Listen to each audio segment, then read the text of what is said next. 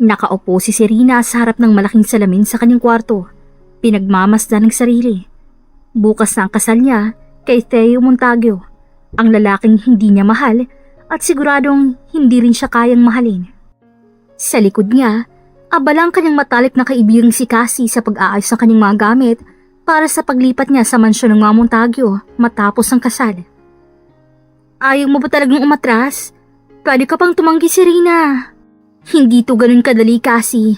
Ang kasunduang to ay para sa kumpanya ng pamilya ko. Hindi ko pwedeng talikuran ang responsibilidad ko.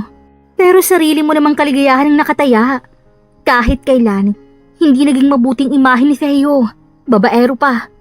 Alam ko, Serena, hindi mo kailangang maging martir. Alam mo ba kung ilang babae nang nadamay sa pagiging babaero ni Theo? Alam ko, pero wala akong magagawa. Hindi to isang fairy tale na pwedeng umatras ang bride sa altar. Tumayo si Serena at naglakad palapit sa bintana. Mula roon, tanaw niyang malalaking gusali sa syudad. Isa sa mga ito ay pagmamay-ari ni Theo Montague. Ilang oras na lang, magiging bahagi na siya ng mundo nito. Kahit ganon, gusto ko pa rin itanong, may kahit konting parte ba sa'yo na umaasa na balang araw magbabago siya? Hindi ako tanga para umasa sa isang lalaking walang puso. Basta ang gusto ko lang, respetuhin niya ako bilang tao, bilang babae, at bilang asawa niya. Sa labas, nagsimula ng dumilim ang kalangitan, para bang isang senyalis sa kung anong uri ng buhay ang papasukin ni Serena. Isang buhay sa piling ng isang lalaking hindi kayang magmahal. Nakaawang ang labi ni Serena habang nakatayo sa harap ng dambana.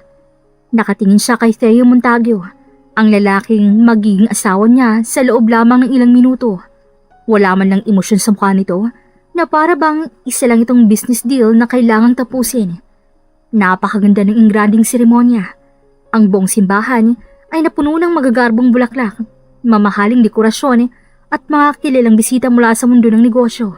Ngunit kahit gaano kaganda ang paligid, hindi yun sapat upang punan ang kawalan sa puso ni Serena. Dahan-dahan siyang lumingon sa gilid, naroon ang kanyang pamilya. Nakangiti, pero halatang pilit. Alam nilang ang kasal na to ay hindi bunga ng pagmamahal, kundi ng isang kasunduang magpapalakas sa negosyo ng kanilang pamilya. Sa harapan, malamig ang titig ni Theo sa kanya, ni hindi man lang siya tinapunan ng kahit anong matamis na ngiti, ni hindi siya binati o kinumusta, para bang hindi siya isang babaeng pakakasalan nito.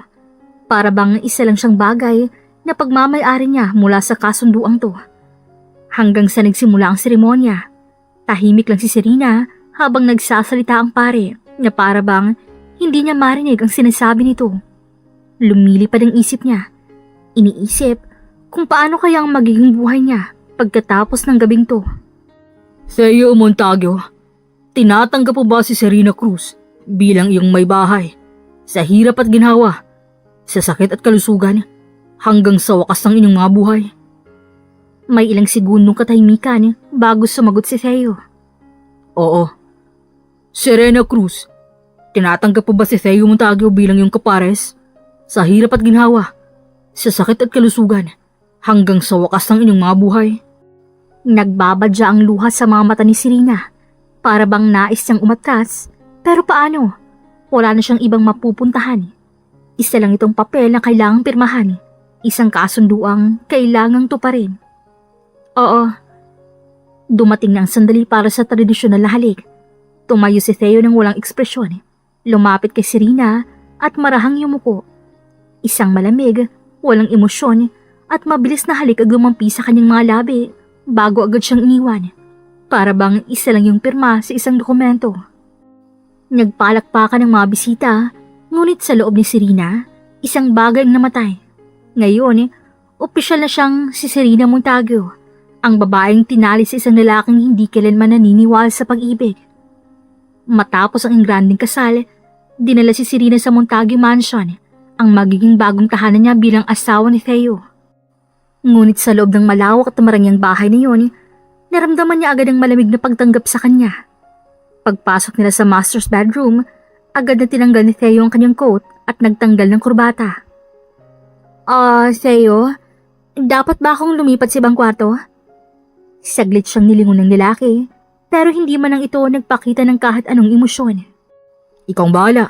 Wala akong pakialam kung saan ka matutulog. Sa halip na sumagot, tumango na lang si Serena. Kinabukasan, wala na si Theo sa kama nang magising siya. Sinadya niyang bumangon ng maaga para makasabay sana ito sa almusal. Pero ayon sa mga kasambahay, umalis na raw ito papuntang opisina. Hindi man lang siya ginising o kahit nag-iwan ng salita. Ganito ang naging routine nila. Isang linggo na silang kasal, pero parang hindi siya nag-e-exist para kay Theo. Pag uwi nito, diretso ito sa opisina sa bahay o kaya lumalabas ulit na hindi mo lang siya kinakausap. Hanggang isang gabi, habang nakahiga siya sa kama, nakarinig siya ng tunog ng sasakyan sa labas. Napabangon siya at lumapit sa bintana. Bumaba si Theo mula sa kanyang mamahaling kotse at hindi siya mag-isa. Isang magandang babae, naka-mini dress at halatang nakainom ang nakasandal sa katawan ni Theo habang papasok sila sa bahay.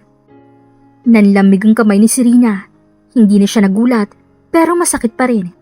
Alam niyang hindi siya mahal ni Theo, pero hindi niya inakala na dadalhin pa nitong ibang babae sa mismong bahay nila. Dali-dali siyang lumabas ng kwarto, hindi niya alam kung bakit, pero isa lang ang alam niya. Tinatapakan na ni Theo ang dignidad niya. Pagbaba niya sa hagdan, tumigil sa tapat ng sala sina Theo at ang babae. Humahalakhak ito, halatang lasing, at hinahaplos pa ang dibdib ni Theo. Theo, ang laki ng bahay mo. Sigurado akong maraming kwarto dito. Napatingin si Theo sa kanya, pero hindi siya nagpakita ng kahit anong reaksyon. Ano to, Theo? Ano sa tingin mo? Nag-init ang mga mata ni Serena, pero hindi siya umiyak. Hindi siya magpapakita ng kahinaan sa harap nito. Sa harapan ko mismo, Theo? Sa bahay natin? Ngumisi ang lalaki, pero walang bahid ang pagsisisi sa mukha nito. Eh ano ngayon? Tandaan mo, Serena. Kasal lang ang meron tayo, pero hindi mo ako pag-aari. Walang sabi-sabing tinalikuran siya ni Theo at hinila ang babae paakyat ng hagdan patungo sa isa sa mga kwarto. Naiwan si Serena sa sala, nanlalamig at naninikip ang dibdib. Hindi niya alam kung paano siya makakaraos sa gantong buhay. Isang buhay na puno ng sakit at pagwawalang bahala. Maagang nagising si Serena kinabukasan. Wala na rin si Theo sa bahay, pati ng babaeng kasama nito. Hindi na siya nagulat. Sanay na siyang gumigising nang wala ng asawa. Pagkababa niya ng kusina, nadatnan niyang kasambahay na abala sa paghahanda ng almusal. Tiningnan niyang mga prutas sa lamesa at napansin niyang paubos ng mga ito. Mukhang paubos na ang mga prutas natin. Wala na rin tayong fresh vegetables, hindi ba? Opo, ma'am. Magpapabili po ba kayo? Napaisip si Serena. Sa totoo lang, matagal na siyang hindi lumalabas mag-isa. Madalas, ay stuck lang siya sa bahay na to. Parang isang bilanggo sa marangyang mansyon ni Theo. Ako na lang ang pupunta sa palengke. Naggulat ang kasambahay, pero hindi na siya nagtanong pa. Hindi naman mahirap pumunta sa palengke. Pero para sa isang babaeng kasal sa isang Montagyo, parang isang malaking bagay na to.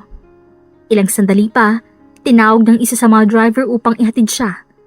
Habang nasa loob ng kotse, tahimik lang si Serena. Nakatitig lang siya sa bintana. Pinagmamasta ng labas habang tinatahak nilang daan patungo sa palengke. Hanggang sa nagsalita ang driver. Ma'am, pasensya na po kung makikialam ako Pero gusto ko lang po sanang sabihin. Ano yun? Huminga ng malalim ang driver, tila nag-aalangan kung dapat ba niyang ituloy ang sasabihin niya. Pero sa huli, nagpa siya itong magsalita. Ma'am, ngayon pa lang po, naawa na po ako sa inyo. Napakunot ang noo ni Serena. Hindi niya inaasahan ang mga salitang yon. Anong ibig mong sabihin? Kahit kasal na po kayo si Sir Theo, pero hindi pa rin po siya nagbabago. Hindi lang po 5 babaeng nakakasama niya sa isang araw. Parang binuhusan ng malamig na tubig si Serena. Hindi siya agad nakapagsalita. Alam naman niyang babaero si Theo, pero iba rin palang marinig ito mula sa ibang tao. Mula sa isang taong nakakasaksi sa mga ginagawa ng asawa. Kumuyom ang kamao niya. Alam niyang wala silang pagmamahal sa isa't isa. Alam niyang kasal lang sila sa papel. Pero hindi niya akalaing ganito kawalang respeto si Theo sa kanya. Hindi bilang asawa, hindi bilang partner sa kasal na to, pero bilang babae. Mabigat ang dibdib ni Serena habang nakatingin sa labas ng bintana. Sa loob-loob niya, tinatanong niya ang sarili kung hanggang kailan siya mananahimik. Pagka-uwi mula sa palengke, hindi mapakali si Serena. Paulit-ulit na bumabalik sa isip niya ang sinabi ng driver. Hindi lang 5 ang babae ni Theo sa isang araw. Napailing siya. Kung akala ni Theo na kaya niyang gawin ang lahat ng gusto niya na walang kapalit, nagkakamali siya. Dali-dali niyang kinuha ang cellphone niya at tinawagan ng matalik ng kaibigan, si Cassie. Oh my gosh, Serena! It's been a while! Kumusta ka na, Mrs. Montague? Napangisi si Serena ng bahagya pero puno ng pait ang ngiti niya. I need a favor, Cassie. Oh wait, you sound serious. Ano yan? Need mo na ba ng lawyer for divorce? Not yet. Pero I need a date. Nagkaroon ng ilang segundong katahimikan bago sumabog ng tawa si Cassie. A date? Girl, you're married. What the hell are you thinking? Humigpit ang hawak ni Serena sa kanyang cellphone. If Theo can sleep with different women while we're married, then I can have a date too. Fair, right? Damn, girl. Are you serious? Anong ginawa ni Theo at napuno ka na, ha? Sabi ko naman kasi noon na pwede ka pang umatras sa kasal. Doon na ikinuwento ni Serena ang lahat kung paano halos wala ng respeto si Theo sa kanya, kung paano nito dinadala ang mga babae sa mismong bahay nila, at kung paano siya tinatrato na parang hindi siya nag-e-exist bilang asawa nito. Tahimik lang si Cassie habang nakikinig at nang matapos si Serena sa kwento, huminga ito ng malalim. You know what, Serena? Tama ka. Kung ayaw niyang respetuhin ka, why the hell would you let him get away with it? Okay, challenge accepted. I'll find you the hottest, most eligible bachelor in town. Let's give Theo a taste of his own medicine. Napangiti si Serena. Make sure he's someone who can make Theo furious. Oh, don't worry, babe. I have the perfect guy in mind. At sa gabing yun, unang beses na natulog si Serena na may konting excitement sa kanyang dibdib. This time, she wasn't going to be the silent and obedient wife. This time, she was going to play the game by her own rules. Makalipas ang 2 araw, nag-text si Cassie kay Serena. Wear something stunning, babe. I got you the best date ever.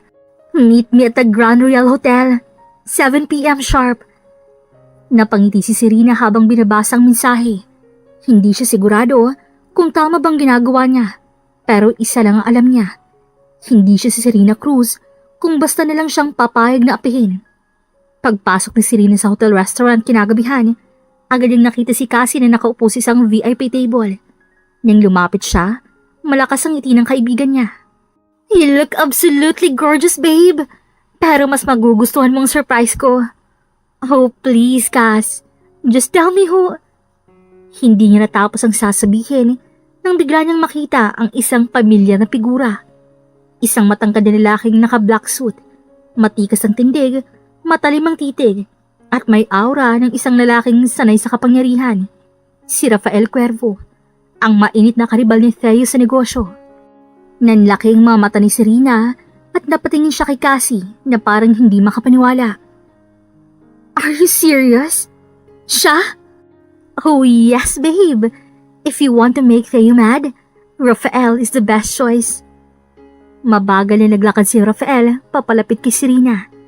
Hindi nito personal na kilala, pero kilala niya ito sa balita.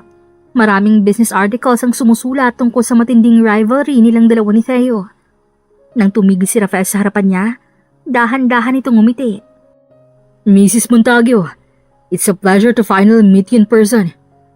Ramdam ni Serena ang kaba sa kanyang dibdib, pero hindi niya ito pinakita.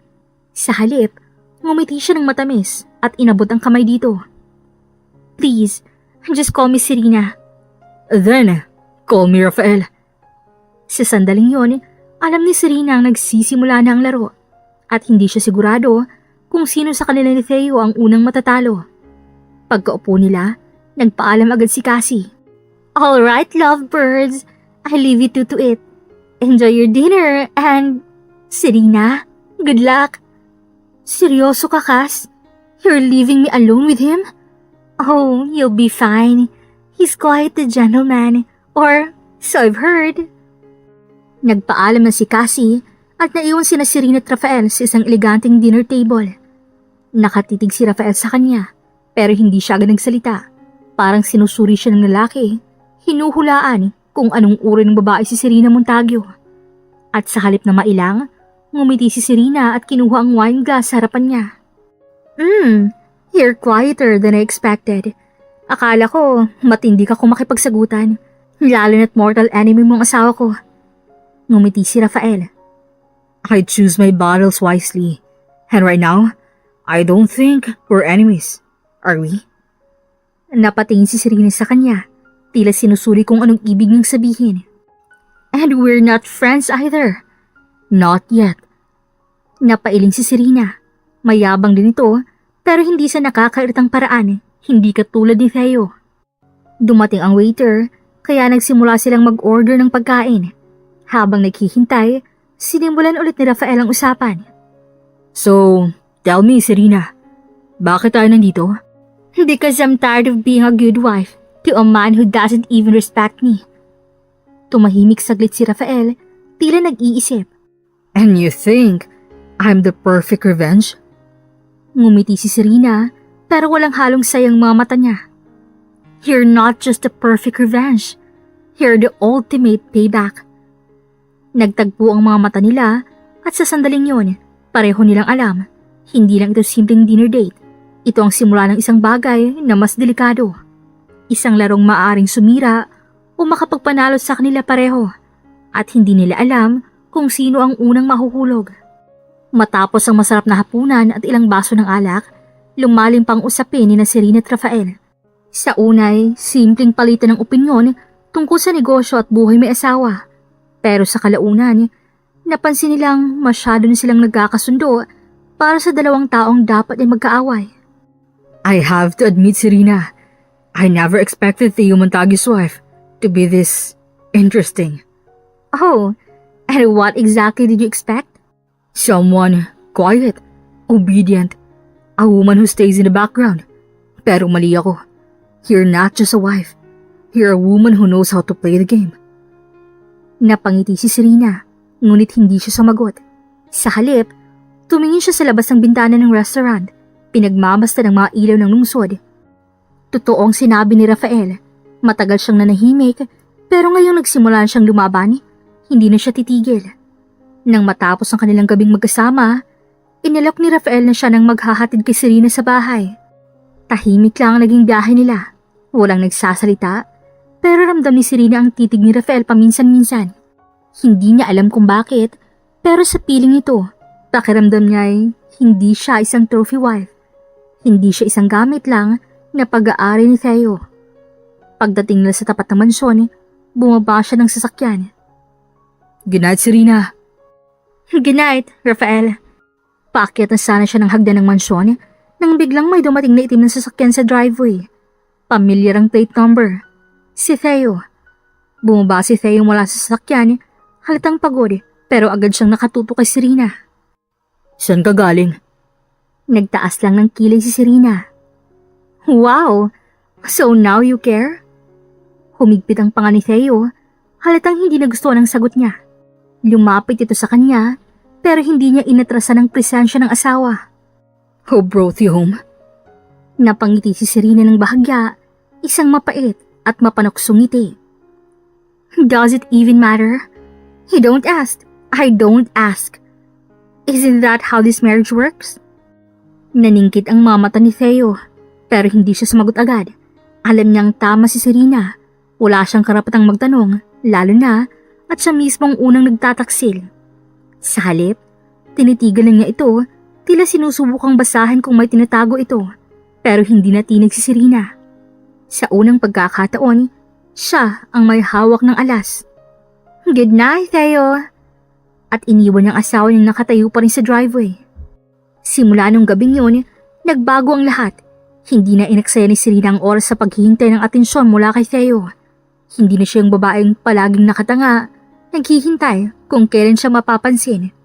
Kung kaya ni Theo maglaro, kaya rin niya. Sa mga sumunod na araw, hindi na siya nagtatanong kung anong oras uuwi si Theo. Hindi na rin niya pinapansin ang mga babae nitong dinadala sa mga event. At sa tuwing sinusubukan siyang kausapin ni Theo, isang malamig na tingin lang ang sagot niya. At higit sa lahat, napapadalas rin ang pagkikita nilang dalawa ni Rafael. Nagsimula ito sa isang simpleng pagkikita sa isang charity gala. Habang nasa event, hindi maiwasang pag-usapan ng iba si Rafael dahil isa ito sa pinakamalaking donor. Hindi naman talaga siya dapat pupunta, pero bigla na lang siyang isinama ni Cassie. Oh my God! Is he here for you? Tumaas lang ang kilay ni Serena, pero hindi mapigilang mapangiti ng bahagya. Ano ka ba? Umayos ka nga. Pero nang mahuli niyang nakatitig si Rafael sa kanya mula sa malayo, parang nagbagong isip niya. Nang magtama ang kanilang mga mata, isang maliit na ngiti ang gumuhit sa labi ni Rafael bago siya lumapit. You look stunning tonight, Mrs. Montague. Hindi niya alam kung bakit, pero bumilis ang tibok ng puso niya. Is that a compliment or a challenge, Mr. Cuervo? Why can't it be both? Hindi lang yun ang pagkakataong nagkita sila. Minsan, bigla na lang may pinapadeliver si Rafael. Isang kahon ng mamahaling tsokolate, isang bouquet ng bulaklak, o minsan ay isang simpleng text lang. At tuwing magkasama silang dalawa ni Rafael, parang hindi siya ang misis ng isang lalaking walang respeto sa kanya. Parang hindi siya isang trophy wife. At sa bawat ngiti ni Rafael, sa bawat simpleng hawak sa kanyang kamay habang naglalakad sila, hindi niya mapigilan ang sarili. Hindi niya mapigilan ang kilig na unti-unting bumabalot sa kanya. At hindi niya mapigilan ang takot na isang araw, baka mahulog siya ng tuluyan. Nasa loob sila ng sasakyan ni Rafael. Patungo sana sa bahay si Serena matapos ang isang tahimik pero masayang hapunan. Ngunit isang eksena ang tumambad sa kanila na hindi nila inaasahan. Si Theo, nasa harap ng isang motel, may kasamang ibang babae. Nakita niya kung paano hinawakan ni Theo ang bewang ng babae, kung paano ito tumawa at hinila palapit sa kanyang sasakyan. Parang hindi ito isang lalaking maisawa, parang wala itong asawa. Dalhin mo ako kahit saan, Rafael. Just anywhere but home. Tiningnan siya ni Rafael, halatang pag-aalala sa mukha nito, pero hindi siya nagtanong. Hindi niya siya tinanong kung okay lang ba siya dahil alam niyang hindi. Kaya ginawa niya ang tanging bagay na kaya niyang gawin. Pinaandar niyang sasakyan at pagkalipas ng ilang minuto, nasa isang tahimik na lugar na sila, malayo sa ingay ng lungsod. Pumarada si Rafael sa isang mataas na bahagi ng bayan kung saan tanaw ang ilang mga ilaw sa ibaba at ang malaking bilog na buwan sa langit. Tahimik lang si Serena habang nakatingin sa malayo. Hindi niya rin alam kung dahil sa galit o sa sakit, pero ramdam niyang may kung anong bumabara sa kanyang lalamunan. Hindi ka ba napapagod, Serena? Napatingin siya rito. Napapagod saan? Napapagod magmahal ang lalaking hindi marunong rumispeto sa'yo. Natigilan si Serena. Hindi niya alam kung paano sasagutin yon. Hindi ko siya mahal. Then, why are you still hurt? Napalunok siya. Alam niyang may punto si Rafael, pero paano niya ba ipapaliwanag ang sakit na nararamdaman niya at ang galit na unti-unting sumusunog sa loob niya? I'm hurt because I know I deserve better. Napangiti si Rafael, pero kita sa mga mata nito ang lungkot. Dahan-dahan itong hinawakan ng kamay ni Serena. Hindi pilit at parang sinasabi sa kanya na hindi siya nag-iisa. You do, Serena. You deserve so much more. Napatingin siya rito at doon niya napansin ang paraan ng pagtitig sa kanya ni Rafael. Hindi tulad ng paraan ng pagtitig ni Theo na parang isa lang siyang bagay na pag-aari nito. At doon, sa ilalim ng liwanag ng buwan, hindi niya alam kung dahil ba sa sakit na dala ni Theo o sa init na dala ng presensya ni Rafael. Pero naramdaman niyang isang bagay na matagal nang nawala sa kanya, ang kagustuhang lumaya. Alam mo bang, hindi lang ikaw sinasaktan ni Theo? Napakunot ang noo ni Serena. Ano ang ibig mong sabihin? Alam mong matagal na kami magkalaban sa negosyo, di ba? Pero hindi lang dahil sa kompetisyon. Maraming empleyado si Theo ang lumilipat sa kumpanya ko. Hindi dahil sa mas malaking pinapasahod ko, pero dahil hindi sila tinatato ng tama.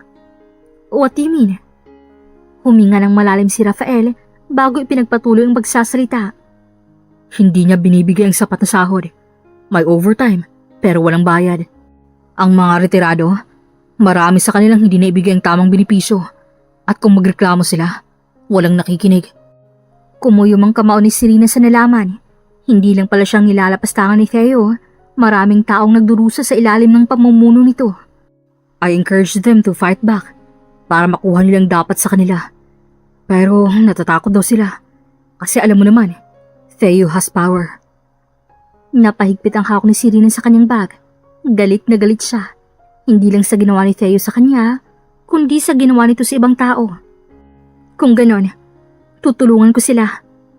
Nagulat si Rafael sa determinasyon sa boses ni Serena. Are you sure? Oo, hindi ko hahayaang apihin niya hindi lang ako, kundi ang mga taong pinaghirapan ng bawat sentimong dapat para sa kanila. Kung walang ibang lalaban para sa kanila, ako na lang. Napangiti si Rafael. Ngayon, sa kauna-unahang pagkakataon, nakita niya ang tunay na apoy sa mata ni Serena. Hindi lang siya isang trophy wife.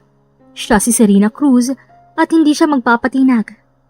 Now, that's the Serena Cruz I want to see. At sa ilalim ng malamlam na buwan, may bagong apoy na nagsimulang lumiyab sa puso ni Serena. Hindi lang para sa sarili niya, kundi para sa lahat ng taong kailangang ipaglaban ang nararapat sa kanila. Pagka-uwi ni Serena, buo na ang loob niya. Hindi siya matutulog ngayong gabi na walang sinasabi kay Theo. Hindi na lang ito tungkol sa kasal nila.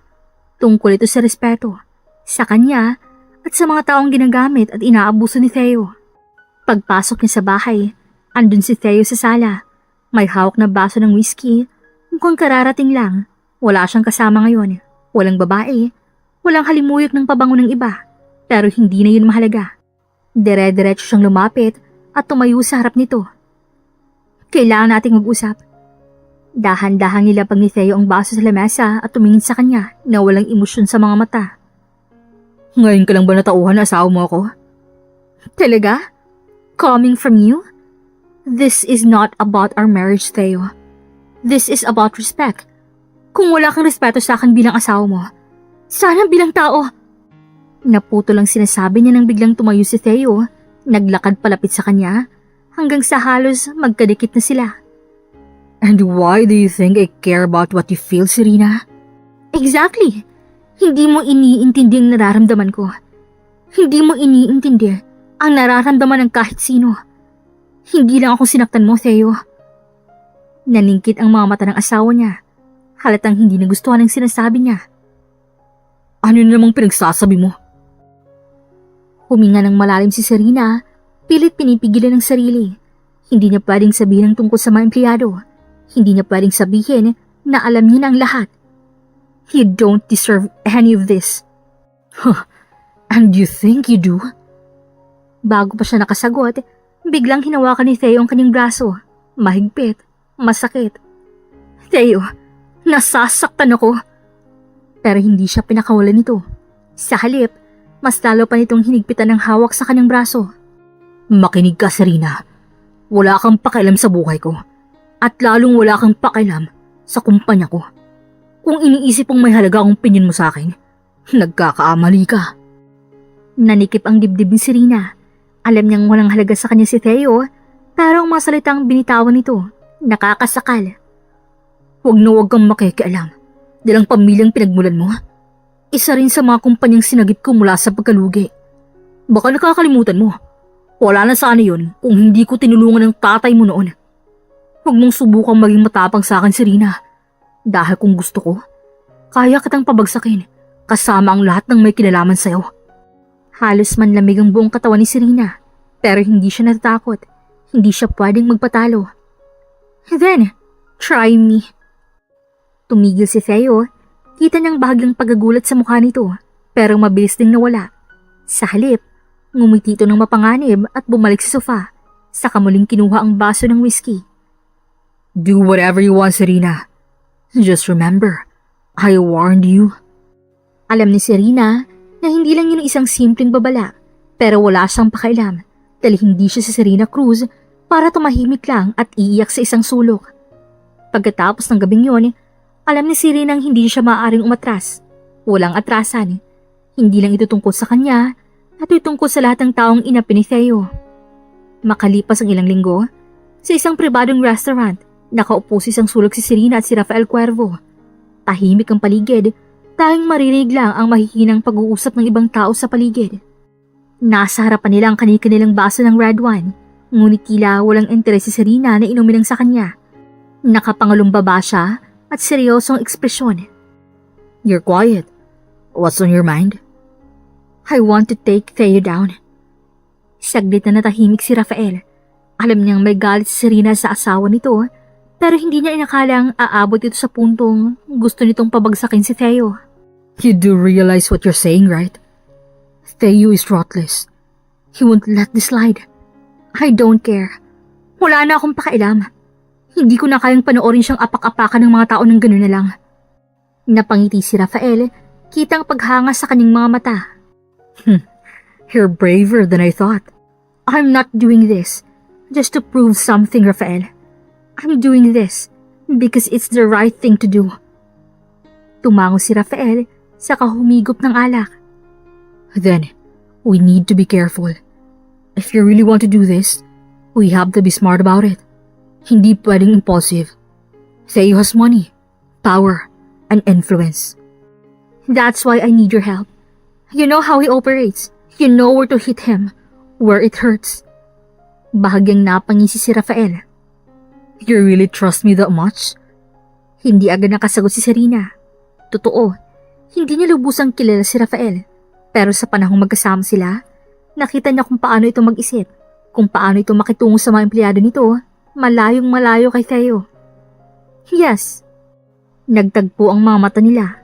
May kung anong bumalos sa paligid, isang hindi mapaliwanag na tensyon. Hindi ito galit. Hindi ito basta simpleng pagkakaibigan.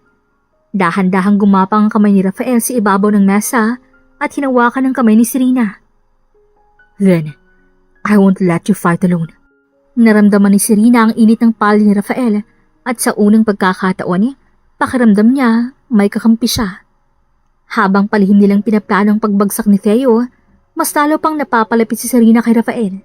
Minsan, nagkikita sila sa isang cafe. Nagkakape habang pinag-uusapan ang mga susunod nilang hakbang. So, maraming empleyado ang hindi nakakatanggap ng tamang sahod? Yes. Some of them already filed complaints. Pero nababayaran ni Theo para manahimik. Ang hayop na yon? Napangiti si Rafael habang nakatitig sa kanya. Alam mo, you look cute when you're angry. Napatingin si Serena sa kanya at bahagyang namula. Focus, Rafael. Minsan naman, nagkikita sila sa private office ni Rafael. Nagre-review ng mga reports tungkol sa kumpanya ni Theo. Habang nakayuko si Serena sa harap ng isang dokumento, napansin niyang masyadong tahimik si Rafael. Pagtingin niya rito, nakatitig lang ito sa kanya na parang may iniisip, kaya tinaasan niya ito ng kilay. What? Nothing. I just admire how passionate you are about this. Nagkatinginan sila at sa hindi maipaliwanag na dahilan, may kung anong kumislot sa puso ni Serena. Habang tumatagal, mas lalong lumalalim ang koneksyon nila at mas lalong lumalakas ang tiwala nila sa isa't isa. Ngunit habang nagiging malapit si Serena kay Rafael, unti-unti naman niyang napapansin ang pagbabago sa kilos si Theo. Parang nagsisimula itong maghinala at alam niyang darating ang oras na malalaman ito ang tungkol sa ginagawa niya. Sa loob ng kondo ni Cassie, nakaupo si Serena sa sofa habang nakatutok ang mga mata sa TV screen. Sa news broadcast, kitang-kitang kaguluhan sa labas ng kumpanya ni Theo, mga dating empleyado, kasalukuyang staff, at ilang labor groups ang nagtipon upang iprotesta ang unfair treatment sa loob ng kumpanya. May hawak silang mga placards na may mga nakasulat na ibigay ang tamang sahod, hustisya para sa mga empleyadong inaapi. Hindi kami alipin, Mr. Montague. May mga reporters din nagbabalita. Napailing si Serena at napangisi habang pinapanood ang mukha ni Theo na pinipilit manatiling kalmado habang ini-interview ng media. Kitang-kita sa ekspresyon nito ang inis, lalo na nang paulit-ulit siyang tanungin tungkol sa hindi pagbibigay ng tamang sahod at benepisyo sa kanyang mga tauhan. These allegations are baseless. We have always complied with labor laws. This is nothing but an attempt to tarnish my reputation. Napaubo si Cassie sa tawa at napahiga sa tabi ni Serena. Diyos ko, girl! He looks so stressed. Hindi ko kinayang pagpipigil niyang wag magmura on live sa TV. Napangiti si Serena at umiling. He deserves it. Itinuloy lang panoorin ng balita kung saan makikita ang hindi na makontrol ng mga security ng Montague Corp ang mga nagpoprotesta. May ilang empleyado pang lumapit sa media at nagbigay ng kanilang testimonya. I've worked for Montague Corporation for 10 years, pero hindi ko pa natatanggap ang separation pay ko kahit pa ulit-ulit ako nag-follow up. Tinatanggal nila ang mga empleyado ng walang tamang due process. Napilitan akong lumipat sa ibang kumpanya. Hulaan ko. Ikaw ang nasa likod ng lahat ng tono. Lumingon si Serena sa kanya at binigyan siya ng makahulugang ngiti habang inaangat ang kanyang baso ng wine. Well, sabihin na lang natin, tumulong ako ng konti. Nagtinginan silang dalawa bago sabay na natawa. Ngunit sa likod ng kanilang tawanan, alam ni Serena ang nagsisimula pa lang ang laban at alam niyang hindi basta-bastang magpapatalo si Theo Montague. Pagka-uwi ni Serena sa mansyon, hindi pa man siya nakakapasok ng maayos sa loob ng bahay nang bigla siyang sinalubong ng isang malakas na sampal mula kay Theo. Napapitlag siya, ngunit hindi siya napatras. Nanatili siyang nakatayo, pinipigilang manginig ang katawan habang ramdamang init ang latay sa kanyang pisngi. So it's true.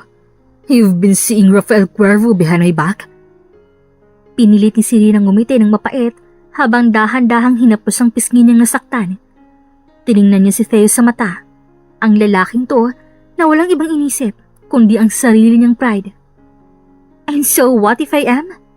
Mas lalong nagdilim ang mukha ni Theo, humakbang siya palapit at ang kanyang mamatay nag-aapoy sa galit. Alam mo bang ilang taon kong nilabanan ng kumpanyang to? Alam mo bang halos isugal ko ang lahat para lang hindi mapasa kamay ng katulad ni Cuervo? At ngayon, asawa ko mismong nagtatraidor sa akin? Asawa? As if gusto kong daladalang apelyado mo, Theo. Kung alam ko lang kung anong klaseng hayop ng isang Theo Montague, never akong pumayag na ikasal sa'yo. Saglit na tumahimik ang paligid. Kita sa mukha ni Theo ang bahagyang paggagulat sa sinabi niya. Pero saglit lang yun. Mas lalong lumalim ang kunot sa noon niya at bumigat ang kanyang paghinga. Walang utang na loob. Tinulungan ko ang pamilya mo. Binigay ko sa iyong pangalan ko. Pero anong ginawa mo? Pumunta ka mismo sa taong gustong pabagsakin ako. You're a traitor, Serena. Ngunit imbis na maapektuhan, mas lalo pang tumapang ang ekspresyon ni Serena. Akala mo ba, utang na loob ang manatili sa isang impyerno? Kung inaasahan namang lulud ako sa'yo, dahil niligtas mong kumpanya ng pamilya ko, nagkakamali ka, Theo. Hindi ko kailanman ipagpapalit ang sarili kong dignidad para lang suklian ang kunwaring kabaitan mo. Hindi nakapagsalita agad si Theo, para bang hindi niya inaasahan na babanggain siya ng asawa ng ganito. Sanay siyang mga taong ang natatakot sa kanya. Sanay siyang may kontrol, pero iba si Serena. Ilang segundong katahimikan ang namagitan sa kanila, hanggang sa biglang tumalikod si Serena, iniwan siya roon sa gitna ng kanyang nanggagaliiting damdamin. Hindi niya na kayang makipagtalo pa, dahil sa isip niya, mas marami pa siyang dapat gawin kaysa pag-aksayahan ng oras ng isang lalaking hindi marunong rumispeto sa kanya. Pagpasok ni Serena sa kanyang kwarto, pakiramdam niya ng hina ang buong katawan niya. Hindi dahil sa takot, kundi dahil sa tindi ng emosyon na nararamdaman niya. Alam niyang hindi basta-bastang palalampasin ni Theo ang ginawa niya, pero hindi niya inakala na sasaktan siya nito ng ganon. Dahil doon, mas lalo lamang niyang pinagtibay ang desisyon niyang pagbagsakin si Theo Montague. Kinabukasan, habang nasa kondo siya ni Cassie, isang tawag ang kanyang natanggap mula rito. Nasa trabaho kasi si Cassie noon, pero agad niyang nahalata sa boses ng kaibigan ng tensyon. Serena, open the news! You won't believe what Theo did! Agad na kinuha ni Serena ang remote at binuksan ang TV. Napahigpit ang hawak niya sa remote nang makita ang headline. Theo Montague, pinagkakalat na may relasyon si Serena Cruz at Rafael Cuervo. Hindi makapaniwala si Serena sa nakikita niya. Nakakalungkot lang na ang mismong asawa ko ay nakuha pang ipagpalit ako sa isang lalaking wala namang ginawa, kundi sirain ang negosyo ng pamilya ko. Hindi na ako magugulat kung ang asawa ko at ang kabit niyang si Rafael ang may kagagawa ng lahat ng yun sa akin lately. Rafael Cuervo has been seeing my wife behind my back. Hindi ko inasahan na mismong asawa ko ang magpapahiya sa akin ng ginto. May mga reporters pang nagtanong. Mr. Montague, are you saying that your wife, Serena Cruz, is cheating on you with your biggest business rival? That's exactly what I'm saying. I never thought I'd marry a woman with no loyalty. Nanlamig ang buong katawan ni Serena. Hindi niya alam kung magagalit ba siya o matatawa sa kabalang mukha ni Theo. Hindi siya makapaniwalang gagamitin nito ang media para siraan siya sa publiko. Ang gagong yon, he's making you look like the villain here. Serena, anong balak mong gawin? You can't let him get away with this. Huminga ng malalim si Serena bago binitawan ng remote. Pinikit niyang kanyang mga mata, pilit pinapakalma ang sarili. Hindi siya pwedeng magpadalos-dalos ng galaw. If he wants war, then I'll give him one. That's my girl. Let's make Theo Montague regret everything he did to you. At doon, nagsimula na ang tunay na laban. Nagpa siya si Serenang umuwi sa mansyon dahil balak nang kausapin si Theo. Pero hindi pa man siya nakakalapit ng maayos sa kanilang bahay nang makita niyang nakatayo sa harap ng pintuan ang kanyang mga magulang. Pareho itong nakasimangot, halatang galit at dismayado sa kanya. Pansin niya ring wala pa ang kotse ni Theo kaya wala pa ito sa bahay. Hindi pa man siya nakakabati, biglang humakbang kanyang ama at isang malakas na sampal ang lumapat sa kanyang pisngi. Napahawak si Serena sa kanyang muka, ramdam ang hapde at ang bigat ng kamay ng kanyang ama. Nanginginig ito sa galit habang ang kanyang ina ay nakatayo lang sa gilid. May bakas ng lungkot sa mga mata nito pero hindi ito nagsasalita. Ano tong pinagagawa mo, Serena? Nakakahiya ka. Isang Montagyong na pangasawa mo at nagawa mong ipagpalit siya sa isang katulad ni Rafael Cuervo. Sa kaaway pa mismo ng asawa mo? Anak, bakit mo ginawa to? Alam mong hindi mo lang pangalan ang dungisan, pati tayo na damay. Isa pa, si Theo yung tumulong sa atin para makabangon ng kumpanya. Napapikit si Serena. Pinilit pakalmahin ang sarili. Ilang beses na siyang pinalamon ng kahihiyan ni Theo. Pero ngayong sarili niyang pamilya ang nag-aakusa sa kanya. Doon lang niya naramdaman ang tunay na sakit. Huminga siya ng malalim bago dahan-dahang tumingin sa kanyang ama. Wala kayong alam, Dad. Wala kayong alam sa nangyayari sa loob ng kasal na to. Ano pa bang kailangang malaman namin, Serena? Kasal ka, pero nakikipagkita ka sa lalaking kalaban ng asawa mo sa negosyo. Sa tingin mo ba, may matinong lalaking tatanggap sa ginawa mo? At sa tingin mo, Dad, may matinong babaeng tatanggapin na kahit kasal na siya ay dinadala ng asawa niyang ibang babae sa mismong bahay nila? Hindi niyo alam kung paano ako pinahihirapan ni Theo sa kasal na to. Nanlaki ang mga mata ng kanyang ina, samantalang ang kanyang ama naman ay tila nagulat sa sinabi niya. Sinubukan ko, Dad. Sinubukan kong gampanan ang pagiging asawa. Sinubukan kong intindihin si Theo dahil alam kong kasalan to para sa negosyo. Pero hanggang kailan ako magpapakatanga? Pinaparamdam niyo sa akin gabi-gabi na wala akong halaga. At ngayong lumalaban na ako, ako pang may kasalanan? Wala akong ibang hiningi sa kanya, kundi respeto. Pero hindi niya binigay. Natahimik ang kanyang ina, tila nag-aalangan kung sino nga ba ang paniniwalaan. Ang kanyang ama naman ay halatang nagpipigil ng galit, ngunit hindi na ito muling nagkapagsalita agad. Hindi ko hahayaang apak-apakan ako ni Theo. Hindi ko hahayaang ituring niya akong parang isa lang sa pong niya sa laro niya.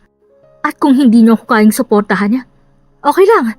Mas pipiliin ko pang lumaban ng mag-isa kaysa manatili sa kasal na walang respeto, walang pagmamahal, at puro pasakit lang ang dulot. Tila na blanco ang kanyang ama sa sagot niya. Hindi nito inaasahan ang matibay na paninindigan ni Serena. Ngunit kahit na puno pa rin ng galit ang mata nito, hindi na ito nagsalita pa. Tahimik na tinalikuran ni Serena ang kanyang mga magulang at pumasok sa loob ng bahay. Sa mga sumunod na araw, hindi na bumalik si Serena sa bahay nila ni Theo. Mas pinili niyang manatili sa kondo ni Cassie, kung saan alam niyang ligtas siya mula sa galit ng asawa na wala nang ginawa kundi saktan siya, hindi lang pisikal kundi emosyonal. At sa kabila ng lahat, hindi na wala si Rafael sa kanyang tabi. Isang gabi, habang nag-iisa siya sa kondo at iniisip ang mga susunod na hakbang para pabagsakin si Theo, biglang may kumatok sa pinto. Pagbukas niya, Bumungad sa kanyang pamilya ng ngiti ni Rafael. May dala itong paper bag na amoy pa lang alam niya ng pagkain. Hulaan mo kung anong dala ko. Napangiti si Serena kahit papakiramdam niya ay pagod na pagod siya sa lahat ng nangyayari. Kung wala kang dalang pagkain, isasara ko tong pinto sa mukha mo. Tumawa si Rafael at iniangat ang paper bag. Don't worry, I got you covered. Your favorite pasta and chocolate cake. Napatingin si Serena sa kanya. Hindi niya inaasahang natatandaan ni Rafael ang paborito niyang pagkain. Trying to impress me, Cuervo? Is it working? Napailing si Serena pero hindi niya napigilan ang munting ngiti sa labi niya. Pinatuloy niya si Rafael at sabay silang kumain sa maliit na dining table ni Cassie. Sa kabila ng seryosong sitwasyon na kinakaharap nila, pakiramdam ni Serena ay normal lang ang gabing yun. Para lang silang dalawang matalik na magkaibigan na nagkukwentuhan habang kumakain. Pero habang tumatagal ang pag-uusap nila, muling bumalik ang bigat sa dibdib ni Serena. Minsan, naiisip ko, paano kung hindi ko nalang tinuloy ang kasal kay Theo? Paano kung mas pinili kong lumaban noon pa lang? Pinagmasdan siya ni Rafael. Tila inaaral ang bawat emosyon sa mukha niya bago ito sumagot. Then, he wouldn't be here, fighting back. And I wouldn't have met the stronger version of you. Napatingin si Serena sa kanya. You know, you should take a break. Hindi pwedeng puro laban lang. Malapit na nating makuha ang hustisya. Pero hindi mo kailangang ubusin ang sarili mo sa galit kay Theo. Napabuntong hininga si Serena. Paano ako magpapahinga kung alam kong andyan pa rin siya na hanggang ngayon marami pa siyang tinatapakan? That's why I'm here. You're not alone in this, Serena. Napangiti si Serena ng bahagya. Habang lumalalim ang gabi, hindi pa rin natatapos ang seryosong pag-uusap nilang dalawa ni Rafael. Tahimik lang silang nakaupo sa sofa, may hawak na baso ng red wine si Rafael, habang si Serena naman ay nakayakap sa isang unan. Alam mo, nung una, gusto ko lang talagang sabay ng trip ni Theo. Gusto ko lang ipakita sa kanya na hindi ako basta-bastang babae na pwedeng apakapakan. Pero hindi ko akalaing aabot tayo sa ganito. Ang dami kong nalaman tungkol sa kanya. Sa kung paano niya tratuhin ang mga empleyado niya. Kung paano siya hulang pakialam kahit marami naghihirap sa kumpanya niya.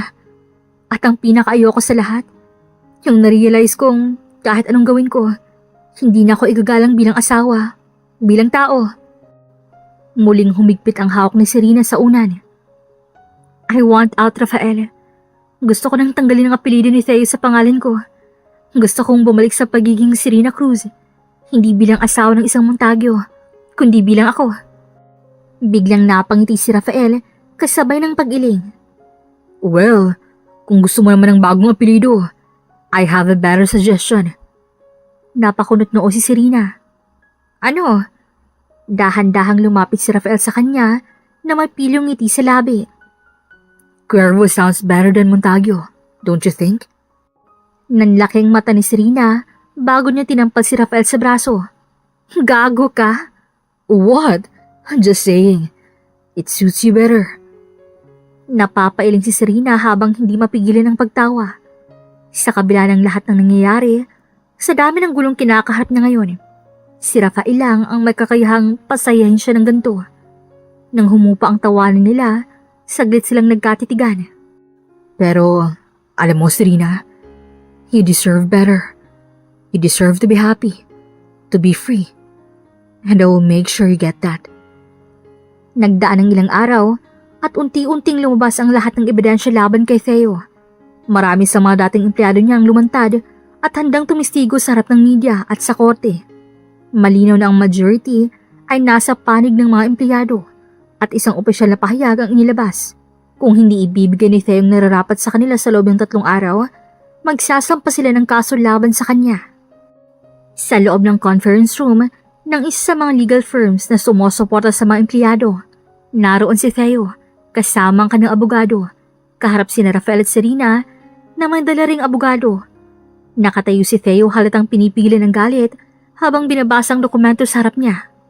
Huh, you think you can threaten me with this? Kahit ano pang gawin ninyo, walang makakapagpabagsak sa akin. Tahimik lang si Serena habang tinitingnan ng asawa. Mr. Montague, hindi ito pagbabanta. Ito ay isang legal na hakbang upang makuha ng mga empleyado ninyo ang nararapat sa kanila. Meron kayong 3 araw upang gawin ng tama. Ikaw, Serena, ikaw talagang nasa likod nito, ano? Hindi ka pa nakontento sa pagpapahiya sa akin? Kailangan mo pang lumapit sa lalaking to? Itinuro niya si Rafael. Ano ba talaga, Serena? Kabit mo ba siya? Napasinghap ang ilang naroon sa biglang akusasyon. Ngunit si Rafael ay hindi natinag. Bagkos, isang matalim na ngiti ang lumitaw sa labi niya. Kabit ako? Prove it, Montague. Kung wala kang ebidensya sa pagbibintang mo, pwede kitang kasuhan ng defamation. Hindi mo lang akong kaaway sa negosyo. Magiging kaaway mo rin ako sa korte. Namutla si Theo sa sinabi ni Rafael. Halatang hindi niya inaasahang babalik na rin siya nito. At kung gusto mong ipagpatuloy ang pagbabastos mo sa akin, I swear, Theo, I will make sure you rot in hell. Napangisi si Rafael, tila proud kay Serena sa tapang nito. Narinig mo siya? Now, be a good boy and fix your mess. You have 3 days. Matapos ang matinding tensyon sa loob ng conference room, lumabas sina Serena at Rafael ng may katahimikan. Halatang marami pa silang gustong sabihin, pero minabuti nilang lumayo muna sa gulo. Sa loob ng sasakyan, habang patungo sa kondo ni Cassie, binasag ni Rafael ang katahimikan. You know, after all this, I think we deserve a good dinner. What do you say, Serena? Just the 2 of us. No legal talks, no Theo, just good food and good company. Saglit na tumahimik si Serena. Tiningnan ng labas ang bintana habang nag-iisip. Sa totoo lang, gusto rin niyang magpahinga sa gulong to. Gusto niyang makasama si Rafael ang walang iniisip na problema. Pero alam niyang hindi pa ito ang tamang panahon. I appreciate the offer, Rafael. But maybe some other time, kapag naayos ng lahat ng gulong to, ayoko may makakita sa atin at gawing issue pa na kabigla kita. Napangiti si Rafael sa kamarahang tumango. Fair enough. Pero tandaan mo to, Serena. I will wait. Hindi lang para sa dinner na yun, but for everything. Hindi alam ni Serena kung bakit, pero may kung anong kiliti siyang naramdaman sa sinabing yun ni Rafael. Iba siya kay Theo. Hindi ito nagmamadali. Hindi ito nang iipit. He was giving her space, and yet, he was there. Tahimik lang si Serena, pero hindi niya mapigilan ng konting ngiti na lumitaw sa kanyang labi. Maybe, just maybe, after all this chaos, may naghihintay ngang something good for her. Naibigay naman ni Theo ang pera at ibang benepisyo para sa mga dating empleyado within 3 days. Pero dahil sa issue, ay nag-back out ang mga investors at isa-isang nag-resign ang mga empleyado niya. Literal na nagising siyang wala na sa kanyang lahat. Kaya sa galit, sinugod niya si Serena sa kondo ni Cassie. Halos wasakan niyang pinto sa lakas ng pagkatok. Dahilan para magulat si Serena at Rafael na kasalukuyang nag-uusap sa loob. Pagbukas ng pinto, bumungad agad ang nanggagalaiting si Theo. Halatang nawalan na ng kontrol sa sarili. Ang dating makapangyarihang negosyante ay ngayon isang lalaking nawalan ng lahat. Ikaw? Lahat ng to, kasalanan mo, Serena. Hindi natinig si Serena. Sa halip, hinawakan niya ang tasa ng kape sa harap niya at marahang humigop bago tiningnan si Theo nang may kalmadong ekspresyon. Si Rafael na may nakaupo lang sa kanyang tabi pero halatang alerto. Oh, bakit parang kasalanan ko? Hindi ba ikaw naman ang may gawa ng lahat ng to? Kung hindi niyo ako pinagtulungan ng Rafael niyan at ng mga dating empleyado ko, hindi mangyayari to. Lahat ng investors ko nag-back out. Isa-isa na nagre-resign ng mga natitira kong empleyado. I woke up today with nothing. So, ano ngayon? Gusto mong kawaan kita? Theo, hindi mo ako ginawang masaya ni isang beses sa kasal nating dalawa. And yet, here you are, acting like the victim. Really? Lalong naggalit si Theo at lumapit pa kay Serena, pero agad siyang hinarangan ni Rafael. Back off, Montague. Stay out of this, Cuervo. Wala kang kinalaman dito. Usapang mag-asawa to. Asawa? Ni hindi mo nga ako tinuring na asawa eh. And actually, may kinalaman siya. Pero sige, let's talk. Kung iniisip mong malaya ka na, Serena, nagkakamali ka. Hindi ako pipirma sa annulment.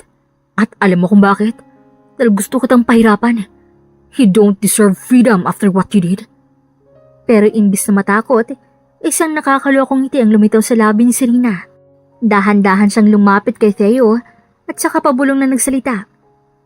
Oh, my dear husband, mali ka kasi ng babaeng kinalaban. Tumingin siya ng diretso sa mata ni Theo at tinuloy ang kanyang sinasabi. Akala mo ba, isa ako sa mga babaeng tatahimik at magpapakamartir? You're not worth it, Theo. And one more thing, don't you dare threaten me. Dahil kung ayaw mong pumirma sa annulment, marami akong ebidensya at testimonya na pwedeng ilabas sa korte para mapilitan kang pumirma. Dumikit siya ng bahagya sa mukha ni Theo at bumulong ng mas matalim. Wanna bet? Napamura si Theo at napaatras, tila hindi makapaniwala na kaya siyang tapatan ni Serena.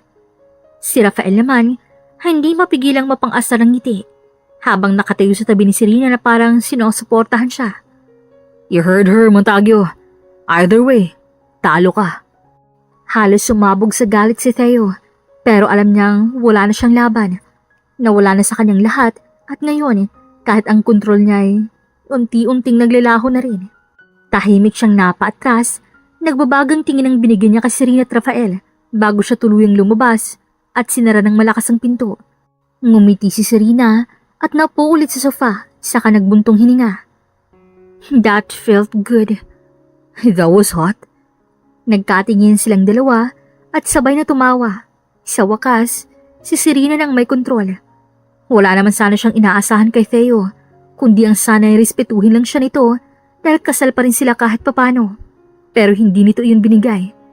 Kaya hindi siya papayag, napak-apakan lamang siya ni Theo. Nilunok niya na ang pride niya at tinanggalan ng kaligayahan at kalayaan ng sarili sa pagpapaksal dito. Kaya hindi siya papayag na ibasura siya nito. Matapos ang isang linggo, napilitan ngang pumirma si Theo sa annulment papers. Wala na siyang ibang choice matapos ibigay ni Serena sa korte ang matitibay na ebidensya laban sa kanya. Mula sa pang-aabuso, pambababae, hanggang sa financial manipulation sa mga dati niyang empleyado. Hindi na rin siya makalapit kay Serena matapos mag-file ng restraining order ang babae. Sa wakas, malaya na si Serena. Nang marinig ni Rafael ang balita, hindi niya napigilang mapang-asa ng ngiti. Gabi yun ang tawagan ni si Serena. Sakto namang nasa kondo siya ni Cassie at nag-iinom ng wine. So, Miss Cruz, wait, tama di ba? Hindi ka na Montague? Napangiti si Serena habang nakasandal sa sofa. Hawak ang baso ng wine. Bakit parang excited ka? Because I am. This is a celebration, sweetheart. Free ka na. And that means I can finally make my move without any baggage. Napakurap si Serena. Hindi niya inaasahan ang pagiging diretso ni Rafael.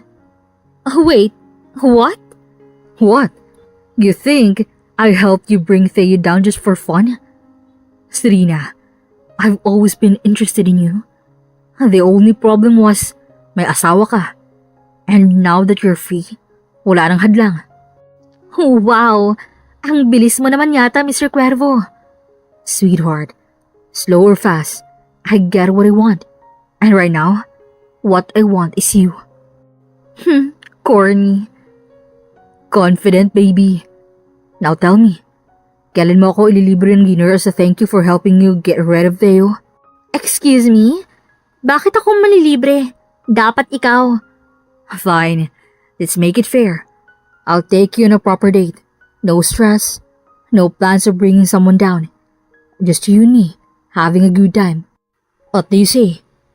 Napangiti si Serena habang pinaglalaroan ang baso ng wine. I think about it. Take your time, sweetheart. But remember, I always get what I want. Napatigil si Serena nang matapos ang tawag.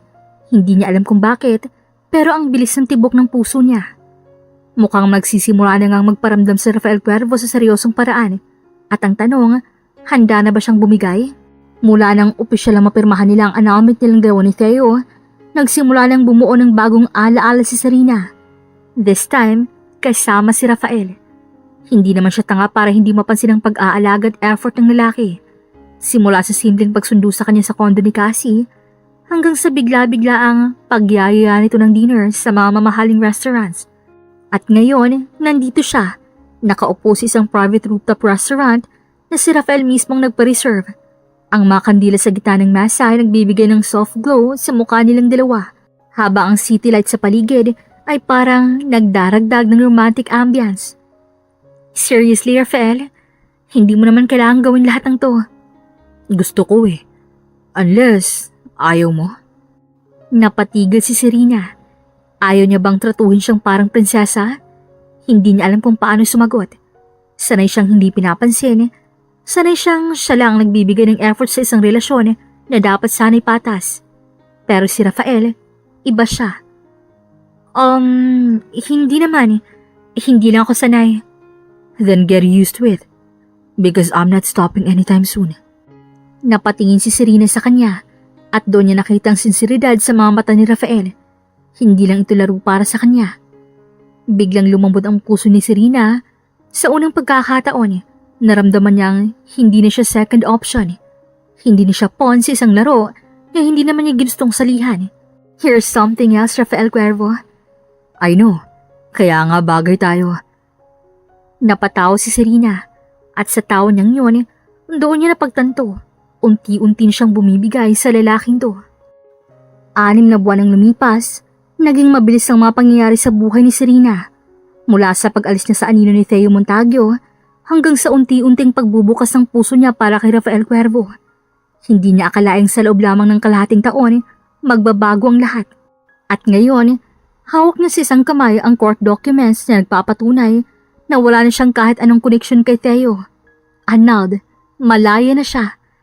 At sa kabilang kamay naman, mahigpit niyang hinahawakan ng kamay ng lalaking nagpuno sa lahat ng kakulangang iniwan ni Theo, si Rafael Cuervo. Nasa loob sila ng isang pribadong resort ng mga sandaling yun. Isang lugar na madalas silang puntahan kapag gusto nilang lumayo sa ingay ng mundo. Doon niya inabot kay Rafael ang dokumento at ngumiti. It's official. I'm no longer Mrs. Montague. Ngumiti si Rafael pero may kakaibang ningning sa mga mata nito habang dahan-dahang nilapag ang papel sa mesa. Hinila siya nito palapit at hinawakan ng magkabila ang pisngi niya. Good. Because I never liked that name on you anyway.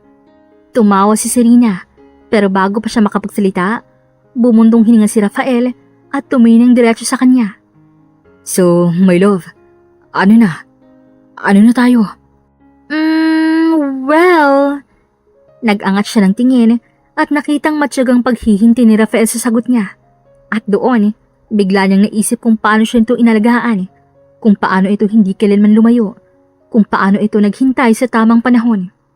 Napangiti siya at hinigpitan ng hawak sa kamay nito. Let's make it official too, Cuervo. I'm yours. Mabilis na hinila ni Rafael ang bawang niya at kinulong siya sa isang mahigpit na yakap bago ito lumapit sa labi niya. At sa gitna ng malawak na kalangitan at kalmadong alon sa di kalayuan, nanghinang ang kanilang mga labi. Isang halik na puno ng pangako, hindi dahil sa kasunduan, hindi dahil sa laro, kundi dahil sa tunay na pagmamahal. Makalipas ang 4 na taon, sa isang marangyang event hall na napapalibutan ng malalapit na kaibigan at pamilya. Nakatayo si Serena sa harap ng salamin, suot ang isang eleganteng puting gown. Hindi na akalaing darating ang araw na to. Ang araw na ikakasal siyang muli. Pero sa pagkakataong to, hindi na dahil sa isang business deal, kundi dahil sa tunay na pagmamahal. Pumasok sa silid si Cassie, suot ang bridesmaid dress at may malawak ng ngiti sa labi. Serena girl, hindi ko akalain ikakasal ka ulit. Pero this time, with the right guy na. Ako nga rin eh. Pero alam mo, never akong naging sigurado sa buhay ko, katulad na ngayon. Lumapit si Cassie at hinawakan ng kamay niya. You deserve this. You deserve Rafael. Napangiti si Serena tumango. Ilang taon na rin ang lumipas mula nang lumayo siya sa piling ni Theo. At ngayon, handa na siyang simulan ng bagong kabanata ng buhay niya. Kasamang lalaking nagparamdam sa kanya kung paano tunay na mahalin. Sa altar, nakatayo si Rafael. Suot ang itim na suit. Mukhang tensyonado, pero bakas ang kasabikan sa mukha niya. Nang magsimulang tumugtog ang wedding march, napalingon siya sa pinto at tila tumigil ang mundo niya nang makita si Serena. Dahan-dahang lumapit si Serena. Hawak ang kamay ng kanyang ama na ngayon ay masayang-masaya para sa kanya. Hindi niya inakalang mararamdaman niya ulit ang gantong klase ng saya. Yung payapa, buo at walang alinlangan. Pagdating sa harap, kinuha ni Rafael ang kamay niya mula sa ama niya at masuyong hinalikan nito. Ang tagal kong hinintay to, love. Well, worth the wait naman, right? Ngumiti si Rafael at umiling ng natatawa. At nang sabihin ng pare ang pinakamahalagang tanong. Do you, Serena Cruz, take Rafael Cuervo to be your lawfully wedded husband? Mabilis siyang tumingin kay Rafael nang nakangiti, nang may pagmamahal at walang pag-aanlangang sumagot. Yes, I do. Do you, Rafael Cuervo, take Serena Cruz to be your lawfully wedded wife? Yes, Father. I do. At sa gabing yun, sa harap ng lahat, sa ilalim ng bituin at saksi ang langit, nagwakas ang dating mapait na nakaraan ni Serena at nagsimula ang isang bagong buhay na puno ng pag-ibig sa piling ni Rafael Cuervo. Dito na nga po nagtatapos ang magandang kwentong ito. Hanggang sa susunod pong muli, this is Regine here in Kuya Agustin Stories. Daghan kayong salamat!